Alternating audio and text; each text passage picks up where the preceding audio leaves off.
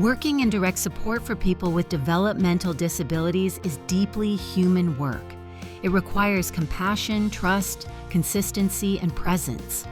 At its heart, this work is about relationships, the kind that uplift and empower others to live full, meaningful lives. But in a role so centered on care and connection, it can be hard to know where the relationship ends and where professional boundaries begin. The phrase, boundaries without barriers, describes the art of maintaining ethical, healthy boundaries while still being emotionally available, supportive, and centered in relationship building. Healthy boundaries are not about creating distance or detachment. In fact, strong boundaries allow for more genuine connection because they offer clarity and safety for both the staff and the person being supported. Boundaries protect trust. They help prevent burnout, reduce confusion, and build an environment where everyone can grow. Think of boundaries like the rules of a board game. They don't make the game less fun. They make it fair and understandable. The same goes for care relationships. Clear, compassionate boundaries make it easier to connect with people while staying grounded and professional. For direct care staff, the challenge often lies in the emotional demands of the job. You might be the one consistent adult in someone's life. You might be the one they feel safe crying with, or the one who celebrates their small victories. In these moments, it's easy to blur lines in an effort to be kind or to go above and beyond. But when those lines blur too much, the relationship can shift from professional to personal in ways that aren't always healthy for either party. When boundaries fade, expectations can become unclear, and resentment or emotional dependency can creep in without anyone realizing it. One key to boundary setting that still supports relationships is consistency.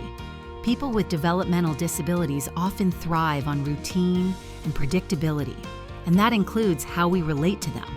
When our interactions are warm but consistent, friendly but not overly familiar, and supportive without overstepping, we show up in a way that honors both the person and the role we're in.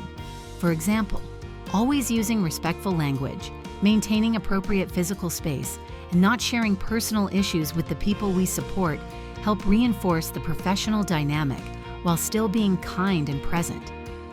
Another important part of boundaries is recognizing emotional responsibility. As direct care staff, we are not responsible for fixing someone's life or rescuing them from their challenges. Our role is to walk beside them, help them make choices, and support their growth. When we take on too much emotional responsibility, we risk making the person's journey about us rather than about them. Instead, we can affirm their feelings, offer support, and help them problem solve without taking on their emotions as our own. This balance allows us to be emotionally available without becoming emotionally entangled. Of course, relationships with the people we serve are not one size fits all. Some individuals may crave more interaction and closeness, while others may prefer more space and autonomy. Our job is to adapt while still maintaining clear boundaries. Listening deeply, observing cues, and asking respectful questions about preferences helps us tailor our support in a way that is both person-centered and boundaried. Being relationship-focused means understanding the unique ways people experience connection and respect. There will be times when maintaining boundaries is uncomfortable, especially if a person is upset, testing limits, or needing something you can't ethically give. In those moments, it helps to return to the values behind your boundaries. You're not being cold. You're being protective of a relationship that needs to remain safe and professional. A calm, honest explanation like, "I care about you, and my job is to support you in ways that keep us both safe," reinforces trust while standing firm. Supervisors and teams play a critical role in helping direct care staff reflect on boundaries.